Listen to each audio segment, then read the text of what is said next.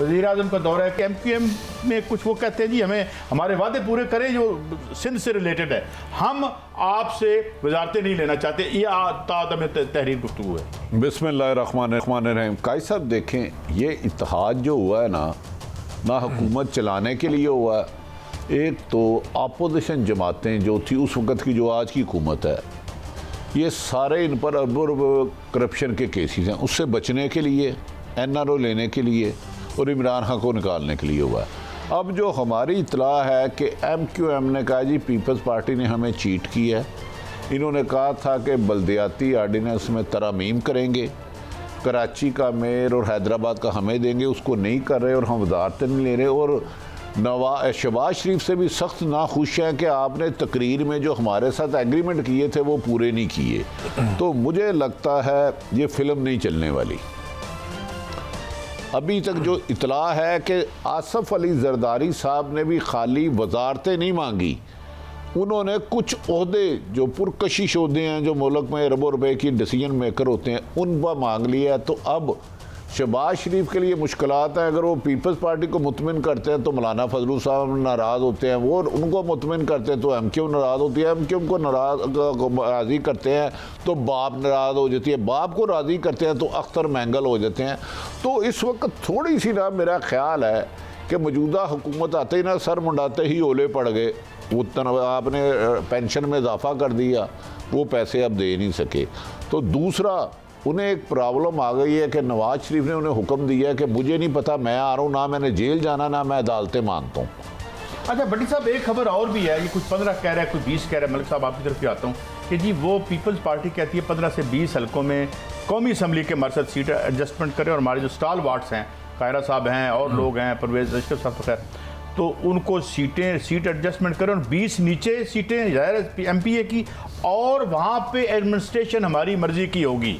40 नीचे वो MPS की मांग रहे हैं। देखिए, मेरा ख्याल है ये पीपल्स पार्टी ने, मुझे नहीं पता, मांगी है तो शहबाज शरीफ ये कैसे बात मान जाएंगे कि वो इनके पास टोटल अब 6 सीटें और 20 सीटें इनको दे दें।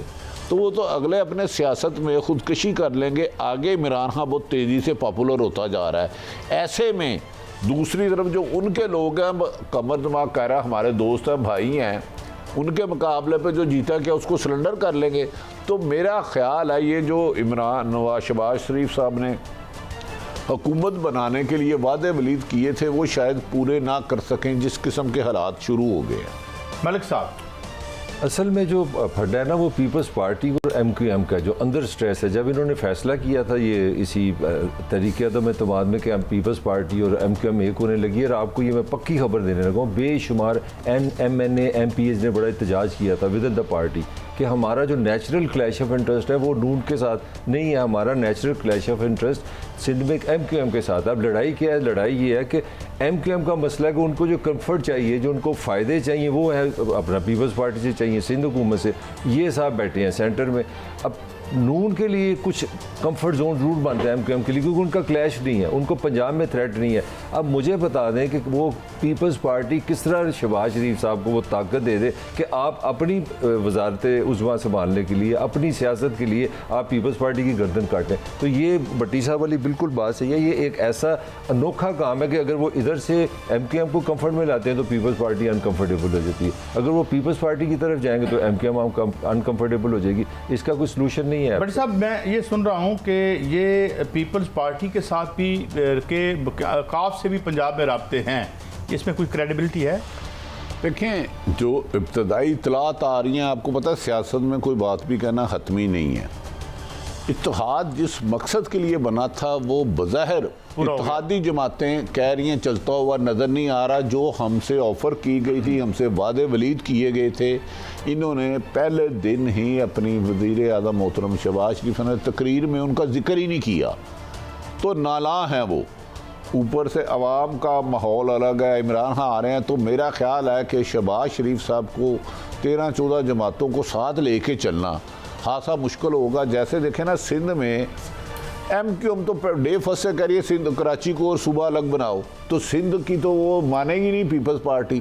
तो शहबाज शरीफ साहब अगर सिंध की MQM की फेवर करेंगे तो पीपल्स पार्टी नाराज होगी, पीपल्स पार्टी को राजी करेंगे तो MQ अलग हो जाएगी। तो 2-3 वोटों से तो इक़्तिदार है उनका, 74 है आई थिंक, 74 हैं। तो अगर 3 बंदे चले गए तो मुझे बताया हुकूमत कहाँ गई?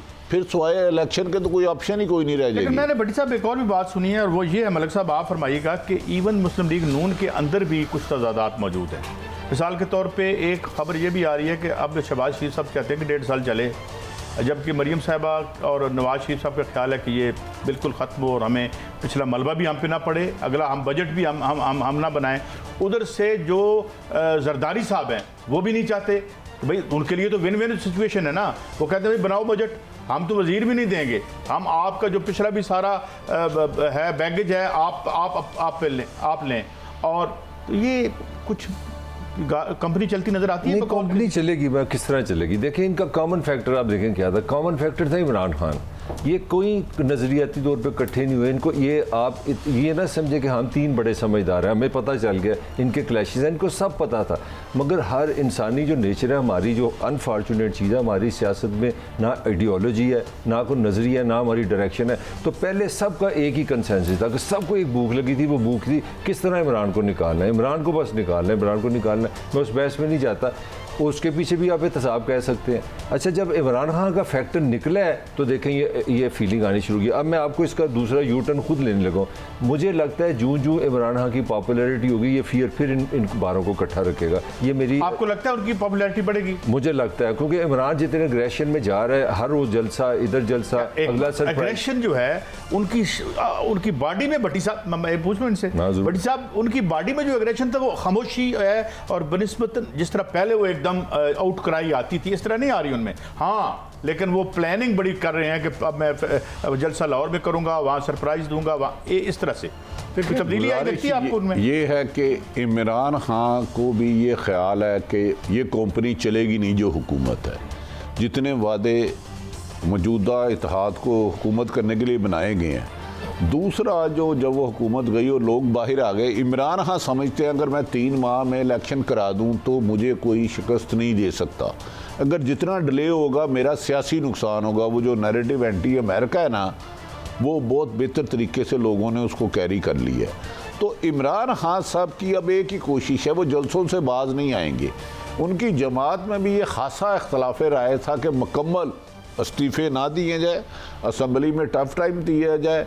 अगर ये 25-30 लोगों से पहले असम्बली नहीं चलने दे रहे थे तो अब तो 130 लोग हैं। तो इमरान खान साहब को ये यकीन है कि वो हुकूमत को, मौजूदा कंपनी को अवाम के ज़ोर पर मजबूर कर देंगे नए इलेक्शन कराने पर। अब देखना ये है कि देखें ना, इस वजह से हुकूमत पैनिक पैड़ गई है। 3-4 सहाफ़ियों के नाम आ रहे हैं। मेरी डॉक्टर मोहित पीरज़ादा साहब से खुद बात हुई है मलिक साहब जी कि वो कह रहे हैं जी उनको भी धमकियां आ रही हैं बहुत सख्त शदीद। किनको डॉक्टर मोहित पीरज़ादा से मेरी खुद बात हुई है, मैं सुनी नहीं कह रहा, कि धमकियां आ रही हैं कि आप ये हुकूमत पे, ये मौजूदा हुकूमत की हिमायत करें। और इसी तरह इमरान रियाज खान को भी आई हैं।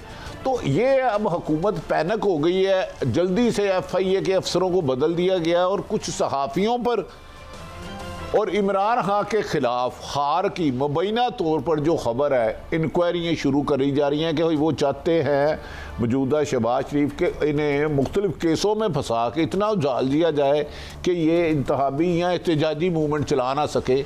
तो हुकूमत के हाथ पाँव फूल चुके हैं मेरी राय में। लेकिन भट्टी साहब, ये एक तो मैं यार सादिक साली बात बाद में करता हूँ, उन्होंने कुछ फरमाया है। सवाल ये है कि जो इतवार की शब को या उस रात जो क्राउड आया था वो इमरान खान के बगैर आया था। वो लीडरलेस था, उसमें लीडर देखें। इसमें आज शेर रशीद को आपने पेशावर में सुन रहा था, मैं शेर रशीद को बड़ा फॉलो करता हूँ क्योंकि मेरा ख्याल पाकिस्तानी माइंड को ही रीड्स वेरी वेल। आज उन्होंने एक हल्का सा फिर एक रिमाइंडर दी, उन्होंने कहा इमरान खान की जान को भी खतरा है।